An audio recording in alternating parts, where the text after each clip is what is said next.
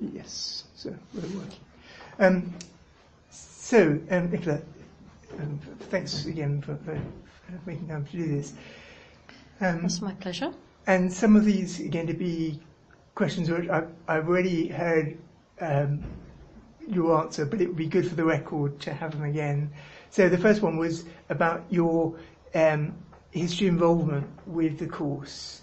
And one of the things that I'm a little bit unclear about, from what I've heard from Teresa as well, is whether the visual arts has happened every year, or whether there's been some variation because of numbers. So is it always run in your history? This is my 5th summer doing it, and it's always run. Mm-hmm. I don't know what happened before that, but I think that it ran the year before. Mm-hmm. I don't know when it started. It's always been visual rather than performing arts. We don't really have performing arts students. Mm-hmm. I don't think we've even had any filmmakers. We've had a couple of photographers, and the rest have been artists, illustrators, sequential design students, and graphic designers. I haven't had graphic designers before, actually, but there are 2 this year.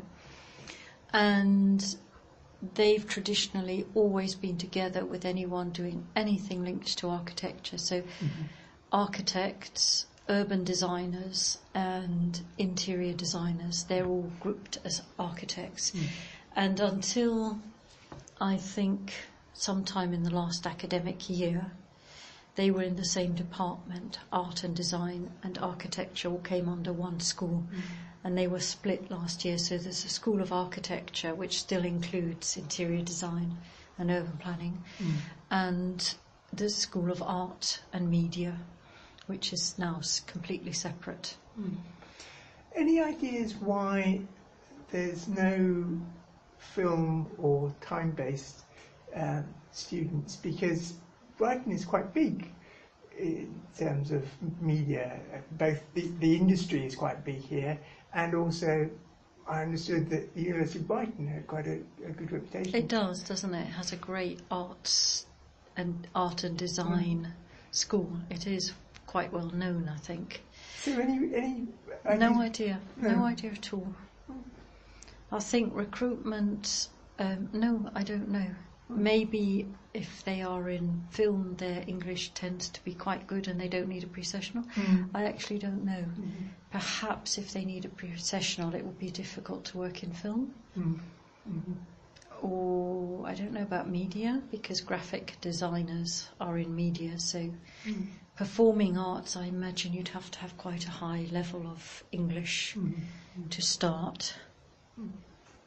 And so at the moment you have 2 Thai, you have 5 Chinese, you have 3 Koreans and 1 Cypriot. Yes. And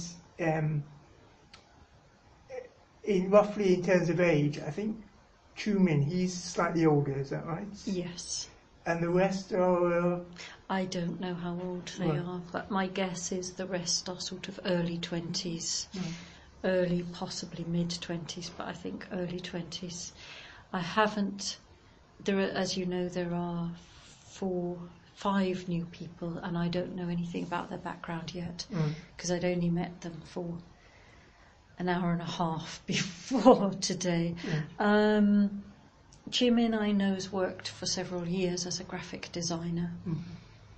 In other years, I've had people who are actually architects. They have been working as architects and they've come to do a master's. Had people from the Middle East and from North Africa. So I've had people from Libya, from Iraq, as well as Saudi and Iran. I've had more interior designers as well. And what do you think is the attraction for these students for coming to Brighton? Is it the reputation? Is it? So I'm maybe not the best person to answer that question, because I only work for Brighton during the summer months, so I don't really work for the rest of the year.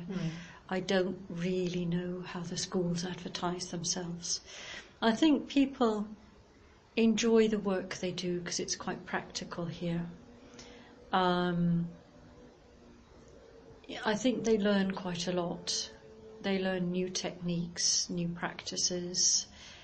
I don't know what the academic side is like, but it's certainly very practical because, as you know, Brighton was an ex-poly and it was known for being very practical and helping people develop techniques. I'm sure there are master's level essays, but I've never really seen what they do in the departments. And in terms of your impression of proficiency, with the students you have had now for a few weeks, I appreciate it's more difficult with the ones that are new, have you noticed any developments, any changes since when you first encountered them, in terms of language proficiency? Do you mean as a result of this class or as a result of the course? The result of the course, I think they understand a lot more. So I think they've certainly got into the context of thinking and working much better than they did at the beginning. I think they were all a bit lost, and I think they didn't understand as much. So they understand now much more about academic conventions, academic requirements, researching their work. Although it's not yet perfect, it's still early stages.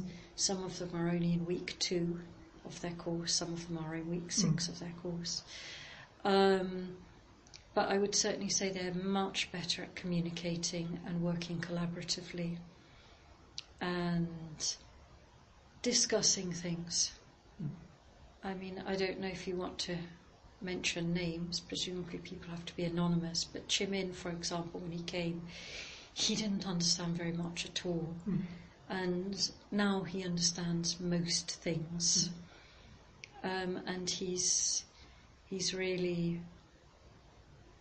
actually a great person to have in class because he really does understand, and he's very serious because he's professional, and he knows the benefits of studying and what that will mean for him professionally. So yes, I've seen him change a lot. Panaporn as well, she now can talk and discuss. I know she's sometimes still processing, her processing speed is a bit slow, but actually she does quite well. I would say that with most of them. Kai Tao surprises me when he comes out with really good and interesting and useful stuff, because I'd say he was the weakest. But even so, he's really getting into it now. So I would say definitely this has helped them.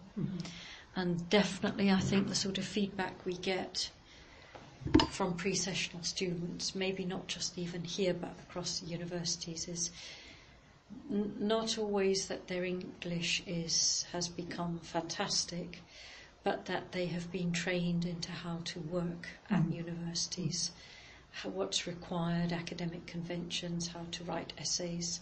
So doing the course is a huge advantage. And of course they pick up processing skills and more vocabulary and a different mindset.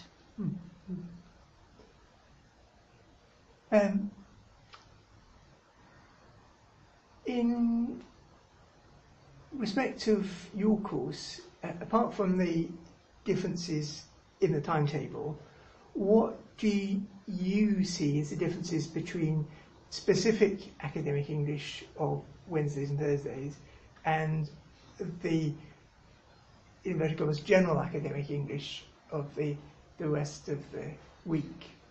I don't see a difference, except I think I need to help people to actually be able to talk about things more specifically related to art and design. So sometimes we have sessions where they are actually guided as to how to use particular vocabulary to discuss certain things. So you have discussions anyway on general English courses, but this is perhaps more focused on specific vocabulary, discussing specific kinds of ideas. And also,